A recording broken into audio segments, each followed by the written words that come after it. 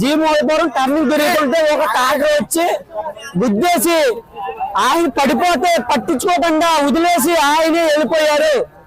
తర్వాత ఎగరంతున్న బండి వాళ్ళు చూసి ఆ కుర్రాన్ని చూసి సౌండ్ వచ్చిందని వెనక్కి వచ్చి ఆ టాటర్ ఆఫ్ చేస్తే ఆ టాటర్ డ్రైవర్ వెళ్ళిపోయాడు. ఆ కింద పడున్న బాడీ పట్టించుకోకుండానే ఆ కుర్రోడు వాళ్ళ తాలూకు మనుషులకి ఫోన్ చేసి రప్పిస్తే వాళ్ళు హాస్పిటల్ కి తీసుకెళ్లారు. యానం తీసుకెళ్తే ఇక్కడ మిషనరీ లేదమ్మా మీరు కాకినాడ తీసుకుపోండి అని చెప్పారు. కాకినాడ రాఘవ హాస్పిటల్ తీసుకెళ్ళిపోండి అమ్మా ఇక్కడ మిషనరీ లేదని చెప్తే వాళ్ళు కాకినాడ తీసుకెళ్ళడం జరిగింది.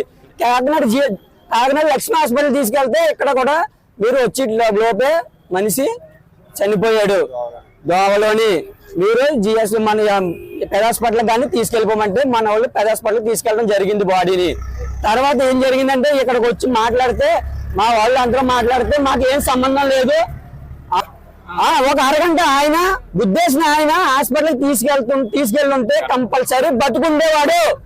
దానివల్ల గంట లేట్ అయింది. ఇక్కడ ఆయన వెళ్ళిపోకుండా బాడీని హాస్పిటల్ కి చేర్చినట్లయితే కంపల్సరీ మనిషి బతికి ఆరోగ్యంగా ఉండును. కేవలం ఆ టాటర్ డ్రైవర్ వల్లే చనిపోయాడు. ఇక్కడ మాకు ఏ సంబంధం లేదని పోలీస్ స్టేషన్ లో చెప్తున్నాడు. మళ్ళీ వచ్చి మాకు ఇక్కడ న్యాయం జరగాలని కుర్రోళ్ళందరూ ఇంత అన్యాయం జరిగితే మనిషి చనిపోతే ఆ డ్రైవర్ గారు కానీ ఆ టాటర్ ఓనర్ గారు కానీ వచ్చి ఇక్కడ మనిషికి ఏమైందని ఇప్పుడు వచ్చి పలకరించింది లేదు.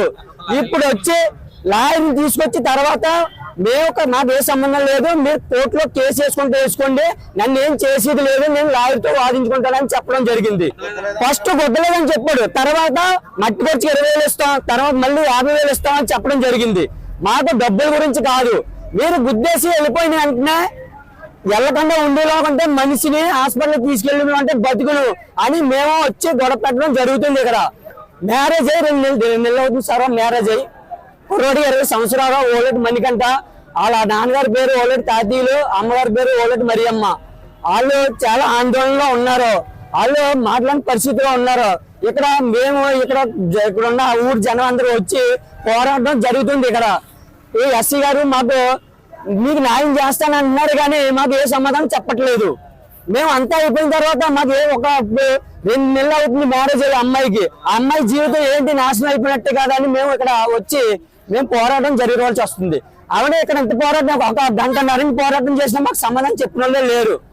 పొద్దున వస్తే శవాన్ని తీసుకొచ్చి గంటన్నర అవుతుంది ఇక్కడ.